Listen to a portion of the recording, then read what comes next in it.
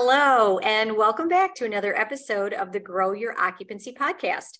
I'm Julie Podewitz, CEO and founder of Grow Your Occupancy. If you'd like to learn who we are and what we do and how we might be able to support you, www.growyouroccupancy.com. I'm really excited to welcome Jason Kohler to the show today. Welcome, Jason. Good morning. Jason Kohler is the Executive Vice President of Senior Living of Beztak Companies. And again, welcome, Jason. Would love to learn a little bit more about you and what you do as Executive Vice President of Senior Living of Beztak. Well, thank you, Julie. It's great to be here with you. So I oversee our senior living division for Beztak Companies, a fairly large national company that owns and operates multifamily apartment communities around the country, retail, commercial, office buildings, and senior living. And I happen to oversee our senior living portfolio for the company. Currently, we have 10 communities open and operating, a couple more in some phase of development at this point in time.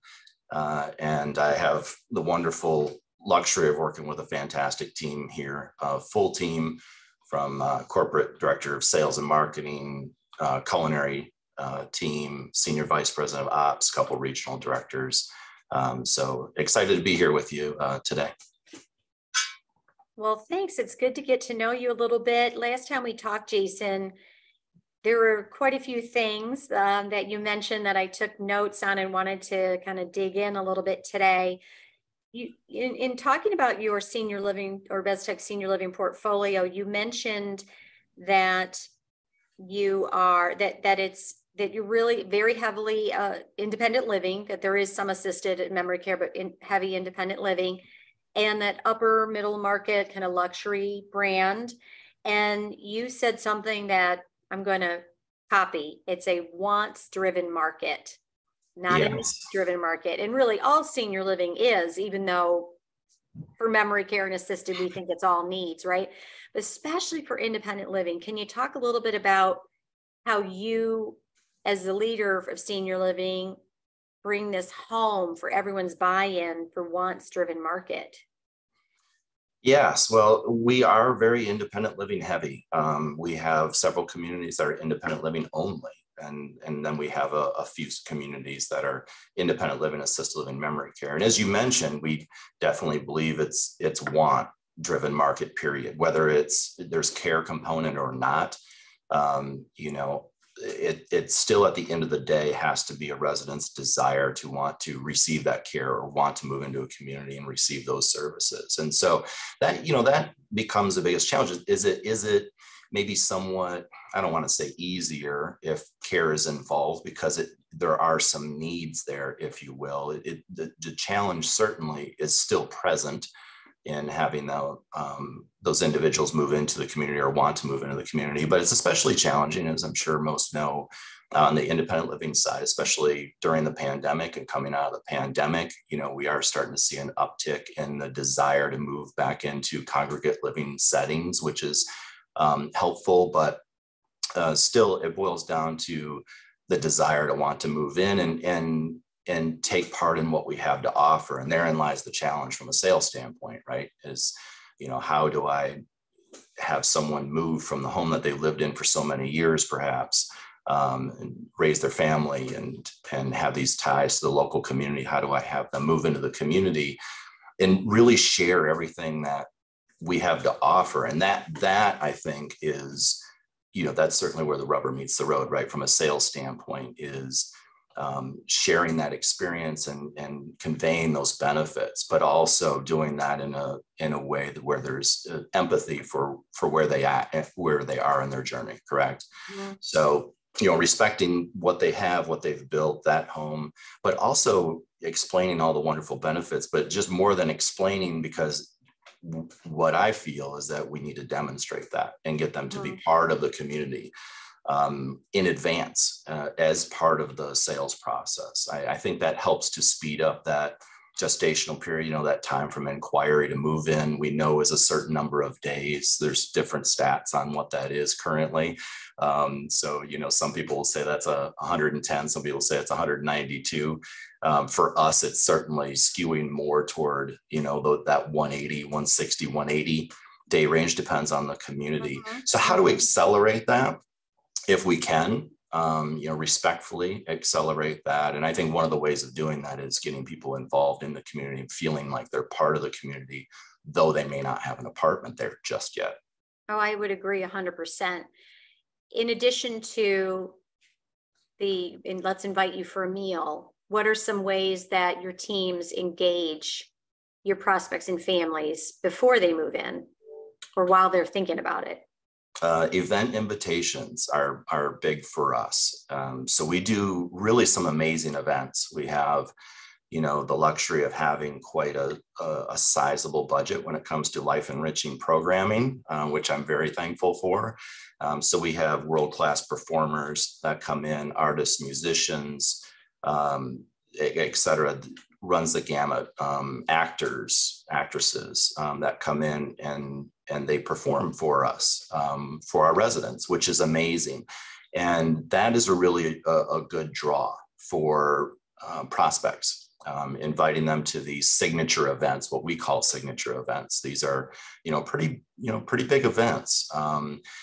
In fact, at one of our communities, we have an auditorium and a stage and an amazing Bosendorfer piano that a lot of people love to play or love to be on stage and act, sing, dance, you name it. And then we broadcast that out to our other communities as well. So, but getting people to those events, I think, is one of our great selling points. If we can get them to those events, obviously through discovery, you learn what people are interested in. If you can match that interest with something you have to offer, invite them in, have them partake in that event. And it doesn't have to be an amazing, elaborate show. It can be, a painting class. And if you know that person is an artist, former artist, or loves art, really knowing about that individual and getting them to come to the community, right? That's really, really key to having someone want to move in, is having them be physically present and experience the community, have them,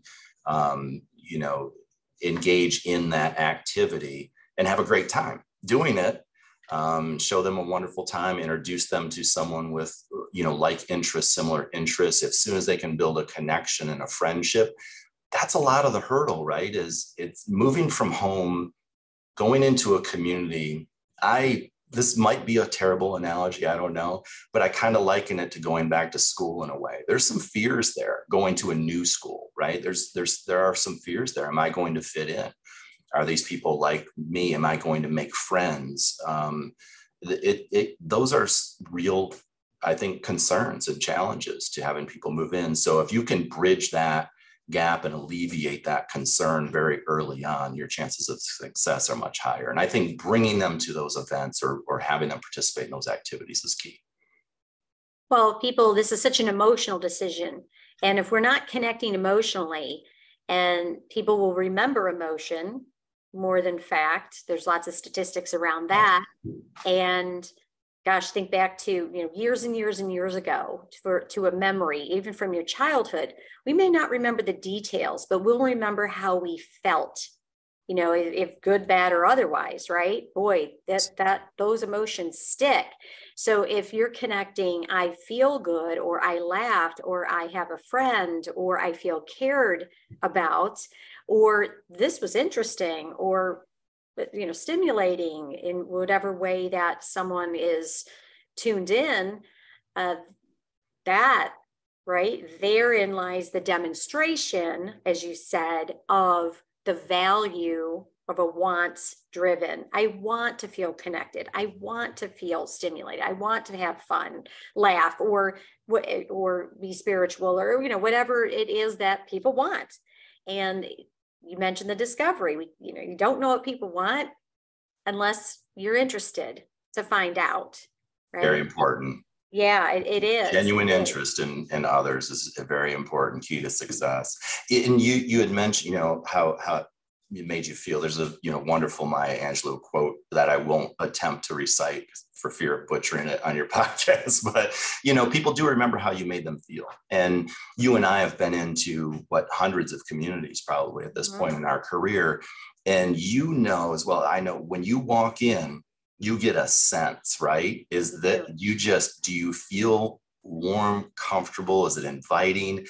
It's how it makes you feel. And how many communities have you walked in where it's sterile, it's cold, it's not warm, it's not welcoming, it's not inviting, you don't feel at home. As a prospect, I can't imagine you're going to choose to move into a community such as that, but you will move into a community where people are smiling, they're friendly, they're inviting, they're warm, they greet you, they offer something to drink or to eat, and you enjoy a fun, engaging activity or see a show, something like that. You make a friend, that then it starts to feel comfortable and feel like home. And that is a feeling. It is how it made you feel. It doesn't always, we talk about this a lot. It doesn't always boil down to price, because if it did, we're probably going to lose, right?